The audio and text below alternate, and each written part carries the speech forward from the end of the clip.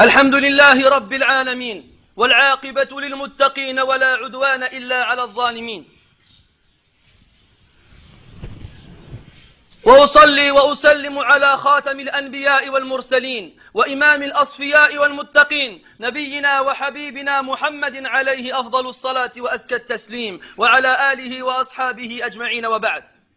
Mes très chers frères, dans un monde où les épreuves se poursuivent et se succèdent, dans un monde où tous les jours on entend parler d'une catastrophe, dans un monde où chaque moment qui passe nous fait frémir, aujourd'hui le regard de milliers de personnes, de millions de personnes dans tous les pays du monde vont se diriger vers un seul événement, un grand événement, un événement qui porte le nom de la Coupe du Monde. Et à cette occasion, nous aimerions dire qu'il est obligatoire de savoir que le sport, et en particulier le football, est devenu une cause à ce que la plupart des gens dans cette planète soient préoccupés par cela. Et quand on parle des habitants de cette planète, on fait référence en particulier aux musulmans. Les gens en parlent et le vivent dans tous leurs instants et tous leurs moments. C'est devenu leur principal intérêt. Et ceci est une réalité de laquelle nous ne pouvons fuir. Et lorsque l'on parle de cela, la question qui se pose d'elle-même est-ce que l'islam est contre le sport? Et pourquoi beaucoup de personnes de science, beaucoup de personnes qui cherchent à améliorer la situation des musulmans en parlent avec peur et prennent des précautions, des pincettes. Sachez mes frères à la base que le sport dans l'islam et sa pratique est une chose légiférée, est une chose dans laquelle on pousse les gens à sa pratique.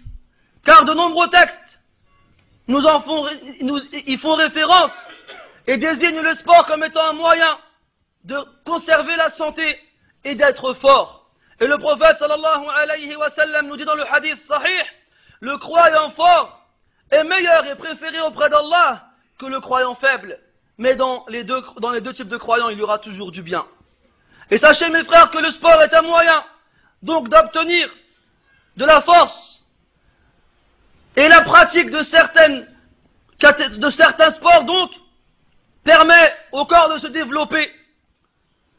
Et de nombreux hadiths ont incité les musulmans à pratiquer certains types de sports, comme le tir à l'arc, la natation, la lutte, la course et autres. Le prophète sallallahu alayhi wa sallam a incité et encouragé les compagnons qui faisaient du sport lorsqu'ils les voyaient. Comme dans le hadith de Salam ibn al-Aqwa' radiyallahu anhu, où il nous dit que le prophète sallallahu alayhi wa sallam est passé un jour près des compagnons qui s'entraînaient au tir à l'arc. Ils avaient fait deux équipes. Et chacune des deux équipes, donc, le but du jeu était de battre l'autre équipe. Le prophète, sallallahu alayhi wa sallam, les voyant ainsi, leur a dit, tirez, ô fils d'Ismaïl, car votre père Ismaïl, le fils d'Ibrahim, était quelqu'un qui tirait à l'arc. Et moi, je suis avec les fils d'un tel, une des deux équipes. Alors, Salama, il raconte le hadith, il dit que lorsque le prophète, sallallahu alayhi wa sallam, a dit qu'il était avec une des deux équipes, l'autre équipe alors s'est arrêtée de jouer. Le prophète sallallahu alayhi wa sallam leur a dit, pourquoi ne tirez-vous plus? Ils ont répondu, à Rasulallah, comment pourrions-nous continuer à tirer alors que tu es avec eux? Alors le prophète leur a dit, sallallahu alayhi wa sallam, tirez et je suis avec vous tous. Et les compagnons radiyallahu anhum avaient l'habitude de courir et de faire la course. Et le prophète sallallahu alayhi wa sallam les voyait et ne leur disait rien. Anas radiyallahu anhu nous a même rapporté dans un hadith qu'il a vu Ali courir après un lièvre et l'attraper. Il y a même un hadith qui nous fait référence au fait que le prophète sallallahu alayhi wa sallam luttait avec un homme qui répond au nom de Rukana et qui n'avait jamais été vaincu jusqu'à présent. Et le prophète sallallahu alayhi wa sallam a lutté avec lui et à chaque fois remporté la victoire. Et Aïcha radiyallahu anhu nous rapporte que les Abyssiens, les Éthiopiens actuels, jouaient avec leurs lances dans la mosquée. Alors le prophète sallallahu alayhi wa sallam s'est posté devant Aïcha radiallahu anha afin de la cacher au regard des autres, afin qu'elle aussi puisse regarder les abyssins qui jouaient dans la mosquée.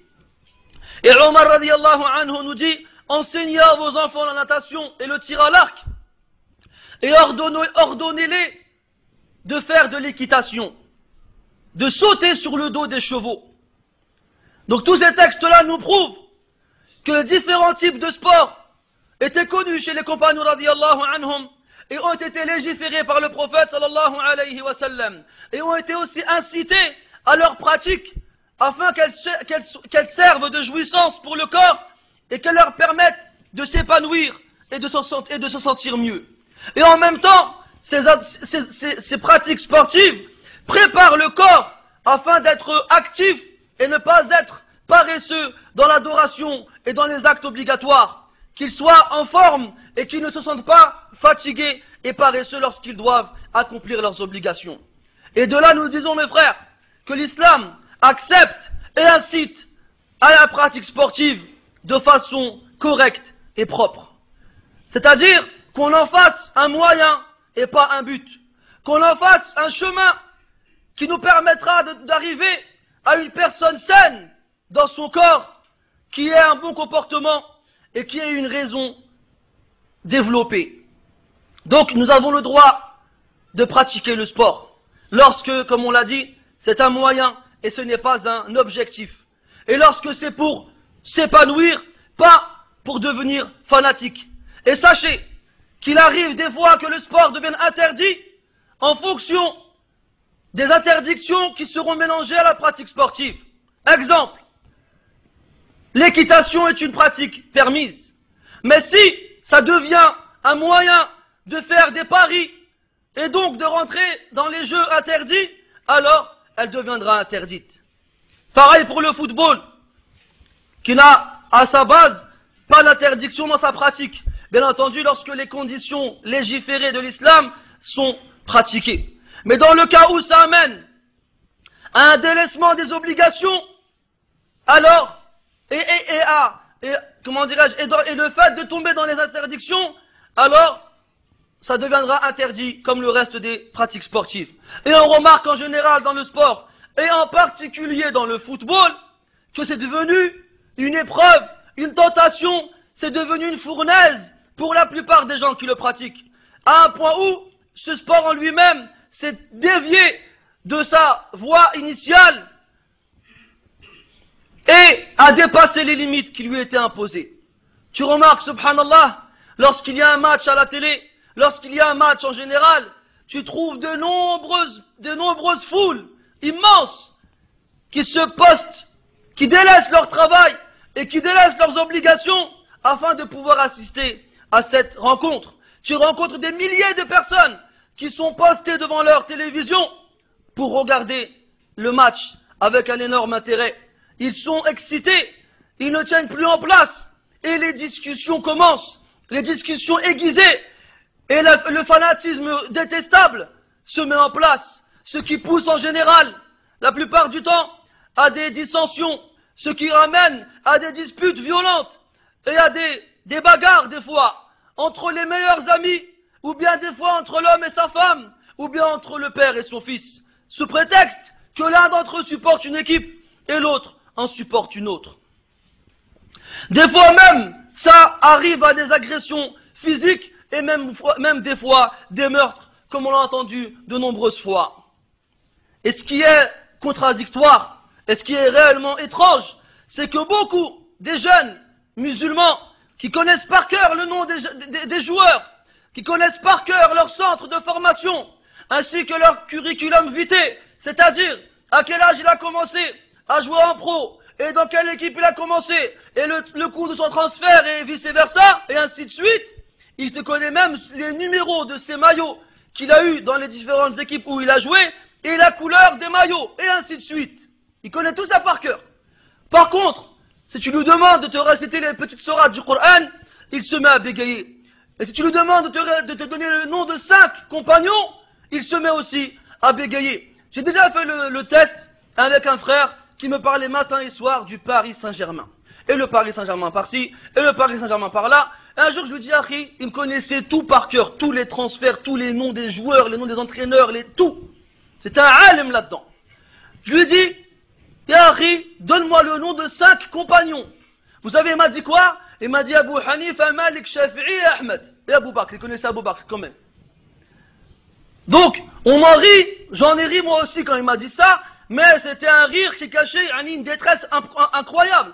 Que quelqu'un qui vienne à la mosquée et qui prie, walhamdulillah, et qui montre son intérêt à la pratique religieuse, délaisse l'important pour s'occuper du futile, qui n'a aucun intérêt.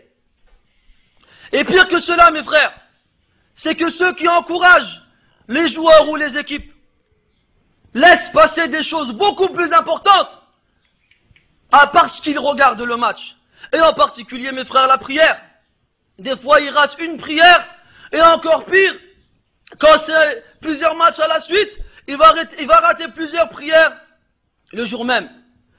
Des fois, subhanallah, lorsque ce sont des rencontres importantes, tu revois le stade, il est plein à craquer. Les gens s'assoient les uns sur les autres, tellement ils veulent à tout prix assister à la prière. Et ceci, malgré le fait, parce qu'ils veulent assister au match, et ceci, malgré le fait que ça tombe pendant les heures de prière.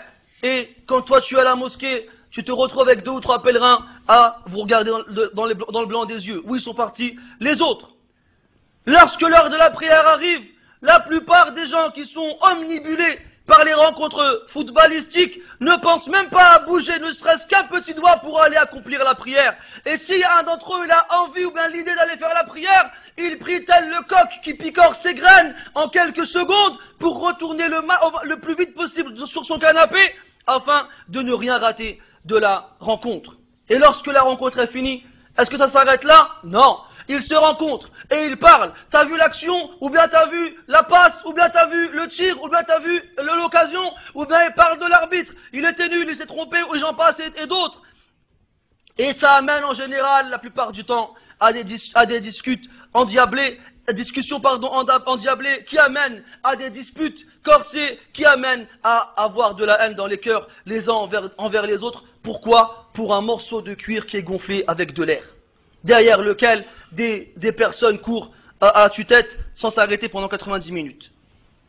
Et ce n'est pas fini. Lorsque le match est fini et que les heures ou bien les jours y passent, voici que les journaux, que ce soit les journaux, les papiers, ou bien les journaux télévisés, nous renseignent sur une personne qui est morte d'un arrêt cardiaque parce que son équipe a perdu, ou bien elle nous renseigne d'une personne qui a frappé sa femme, ou bien qu'il a divorcé parce que son équipe elle a perdu, ou bien qu'un tel il a cassé sa télé parce que son équipe elle a perdu. Je suis sûr que la plupart d'entre vous ici avez vu sur internet une petite vidéo où on voit un jeune d'un pays arabe qui pleure en sortant d'un stade. On lui dit pourquoi est-ce que tu pleures? Et parce que mon équipe elle a perdu. Il pleure. Est-ce que de sa vie celui-là il a déjà pleuré pour Allah Azza wa Jal? Est-ce que celui-là de sa vie il a pleuré parce qu'il sait que sur terre il y a des musulmans qui sont oppressés, des musulmans qui sont opprimés, des musulmans qui ne trouvent pas un morceau de pain à manger, des musulmans qui ne trouvent pas une goutte d'eau à boire, des musulmans qui voient leur famille devant eux mourir? Est-ce qu'il pleure? Là. Mais quand son équipe perd, ça y est, il pleure, mskin. Et lorsque tu regardes dans les mosquées, quand c'est les matchs, tu les vois vides. Il n'y a plus personne. En particulier lorsque c'est au même moment qu'un match. Et encore pire quand c'est un match important. Moi, je me souviens, en 98, lorsque c'était la finale France-Brésil, on était 3 à la mosquée. On était 3 à la mosquée à l'heure del Maghreb. Et je me souviens, en sortant de la mosquée, que tout le monde courait partout, on a gagné. T'as gagné quoi, Allah yakhallik? T'as gagné quoi? Encore si seulement ils nous disaient demain que si l'équipe de France gagne, on donne 1000 € à tous les Français, alors moi je cours avec eux dans la rue. Mais ils gagnent rien, subhanallah. Ils gagnent rien du tout, et ils sont contents, ils sont heureux. Mais regardez comment, subhanallah, ils ont réussi à envahir les mœurs. Comment ils ont réussi à s'installer dans les cultures et dans les têtes, à un point où ils te font croire que si eux ils gagnent, t'as gagné. Ah lui il a gagné, c'est sûr.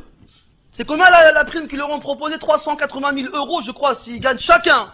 s'ils gagnent la Coupe du Monde, sans parler bien sûr de leur paye normale qu'ils ont dans l'équipe de France, et sans parler des différentes payes qu'ils ont dans leurs équipes respectives, et sans parler des différentes payes qu'ils ont dans les différentes publicités et les différentes participations, et j'en passe, c'est des meilleurs. Eux, ils ont le droit de courir et d'être motivés derrière un ballon de foot.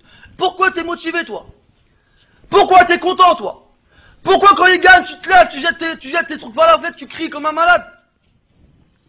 Ajib, wallah, aïna al-aql. Aïna al-aql. Et quand tu dis aux gens, moi je suis pas le match de foot, ah, t'es un extraterrestre. T'es pas normal. Il y a même des gens qui ont été jusqu'à dire, ils ont été voir des chouyours, ils ont dit, Chir, est-ce que j'ai le droit de retarder la prière jusqu'à ce que le match finisse? C'est des questions qui ont été posées. Pourquoi? Parce que monsieur ne veut pas rater une minute du match, ou bien, au pire, ne veut pas rater la première mi-temps, ou bien une des deux mi-temps. Vous avez vu jusqu'où on est arrivé? Vous avez vu jusqu'où les musulmans sont arrivés à préférer un match dans lequel des gens courent derrière un ballon à faire leur obligation principale qui est la prière.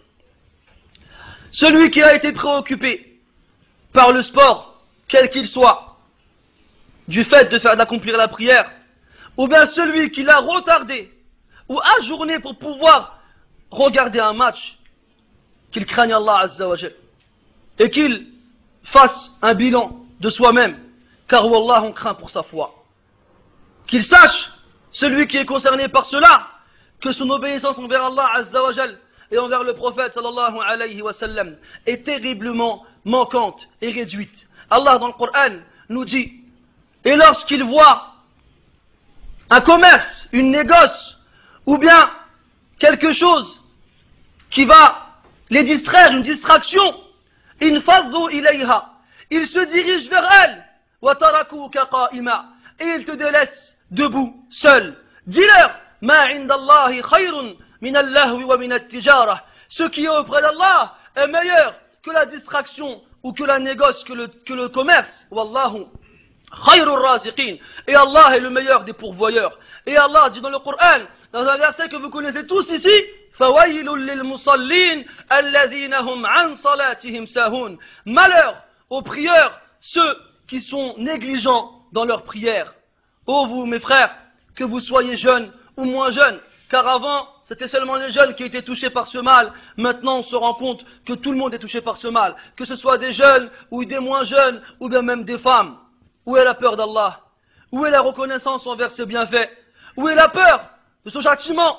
N'avez-vous pas remarqué qu'en général, après qu'il y ait des matchs, qu'est-ce qu'il se passe? On ferme les rues. Et les gens, avec leur voiture ou leur moto ou autre, atteignent des vitesses aveuglantes et agissent n'importe comment. Ce qui amène en général à des accidents, à des blessés ou voire même des morts. N'avez-vous pas remarqué qu'en général, les gens sortent dans la rue et ils crient en chantant? Et ce qui amène, ils crient en chantant et en élevant leur voix, en disant tout et n'importe quoi, et ils se mettent à danser au milieu de la rue, et ils causent du tort aux gens qui sont chez eux, et en particulier à leurs enfants qui cherchent à dormir. Et ils se serrent avec les femmes dans les rangs, et ils se collent à elles et ils dansent avec elles, et ils détruisent tout ce qui bouge, ils détruisent et ils pillent à la moindre occasion pour pouvoir, entre guillemets, soi-disant, exprimer leur joie. Et d'autres éléments qu'on n'a pas cités et que vous connaissez aussi. Mes frères, l'islam n'interdit pas le sport. Au contraire, il appelle et il incite vers la pratique sportive. Mais il veut que le sport soit pris comme un moyen d'éduquer et de purifier le corps et l'âme. Que ce ne soit pas un moyen qui appelle au gaspillage des droits et surtout des obligations. Et que ça ne pousse pas surtout à tomber dans les interdictions. Nous disons à tous ceux qui sont éprouvés et tentés par cette pratique-là, que ça ne doit pas les pousser à tomber dans l'interdiction, et de choisir en particulier ce qui leur est profitable, ici-bas et dans l'au-delà, et que ces personnes soient de juste milieu dans leur pratique sportive et dans l'intérêt qu'ils leur portent, et qu'ils fassent attention à ne pas tomber dans le fanatisme, qu'ils fassent attention à ne pas causer du tort aux êtres humains, et qu'ils fassent attention à ne pas semer la corruption et le désordre sur terre, comme Allah dit dans le Coran. Et lorsqu'il se détourne, il court sur terre, afin d'y semer le trouble, et de détruire la plantation et la culture. Et Allah n'aime pas le désordre. Mes frères, lorsqu'on comprend cela, et comme on sait qu'en général, notamment dans notre société, la plupart des gens font du sport,